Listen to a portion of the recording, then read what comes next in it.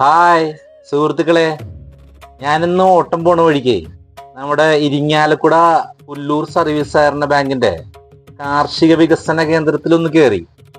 അവിടെ കയറി കഴിഞ്ഞപ്പോൾ അതിവിശാലമായ ഷോറൂമാണ്. അവിടെ കണ്ട കാഴ്ചകളെല്ലാം ഇതാണ്. ഞാൻ ചെന്നു. അവിടെ ചെന്ന് കഴിഞ്ഞപ്പോൾ ഒരുപാട് പച്ചക്കറി തൈകള് അവിടെ ഇരിപ്പുണ്ട്.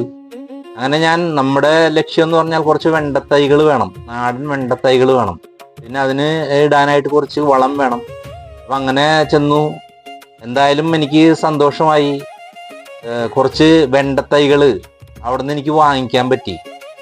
ഇതാണ് വെണ്ടത്തൈകൾ. നല്ല ആരോഗ്യമുള്ള വെണ്ടത്തൈകളാണ്.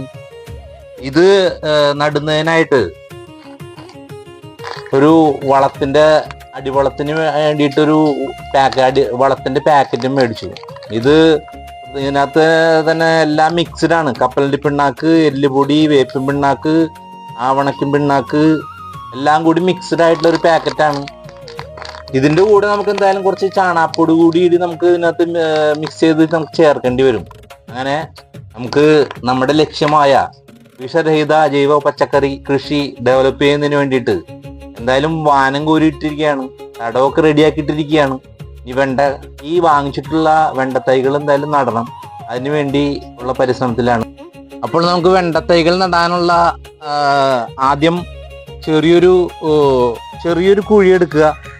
ആ കുഴിയിൽ ചെറിയൊരു കുഴി മതി. ആ ചെറിയൊരു കുഴിയിൽ നമ്മുടെ അടിവളം, ഞാൻ വാങ്ങിച്ചിട്ടുള്ള ആ മിശ്രിതമായിട്ടുള്ള അടിവളം ആദ്യം ഇട്ട് കൊടുക്കുകയാണ്.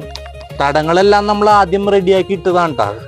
തടങ്ങളെല്ലാം റെഡിയാക്കി ഇട്ട് ഒരു 3-4 ദിവസത്തിന് മുമ്പ് തടങ്ങളെല്ലാം റെഡിയാക്കി കുമ്മായം തൂകിയിട്ട് ഇപ്പം മഴ നനഞ്ഞ് നല്ല സെറ്റായി കിടക്കുകയാണ്.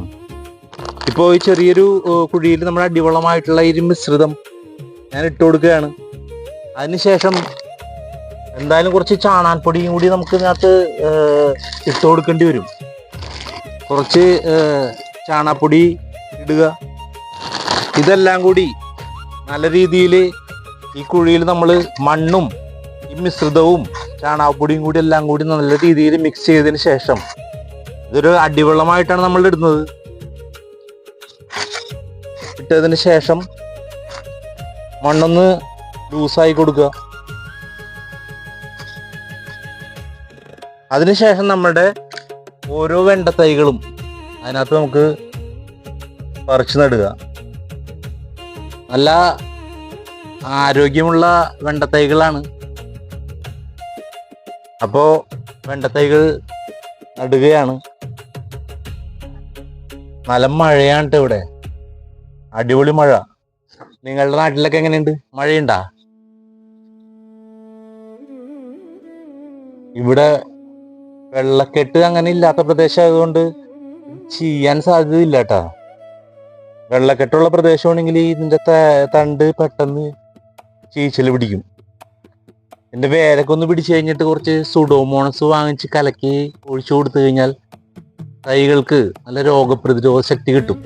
നല്ല ആരോഗ്യമുള്ള വെണ്ട തൈകളായി മാറും. അതിന്റെ ഉൽപാദനം കൂടും. അപ്പൊ നമുക്കൊരു ഏകദേശം ഒരു 60 സെന്റിമീറ്റർ ഗ്യാപ്പിൽ അടുത്ത വെണ്ടത്തൈ നമുക്ക് നടാം. കൂട്ടുകാരെ, അപ്പോൾ ആദ്യം എടുത്ത 3 തടങ്ങളിലായിട്ട് നമ്മൾ 15 വെണ്ടത്തൈകൾ നട്ടു കഴിഞ്ഞു.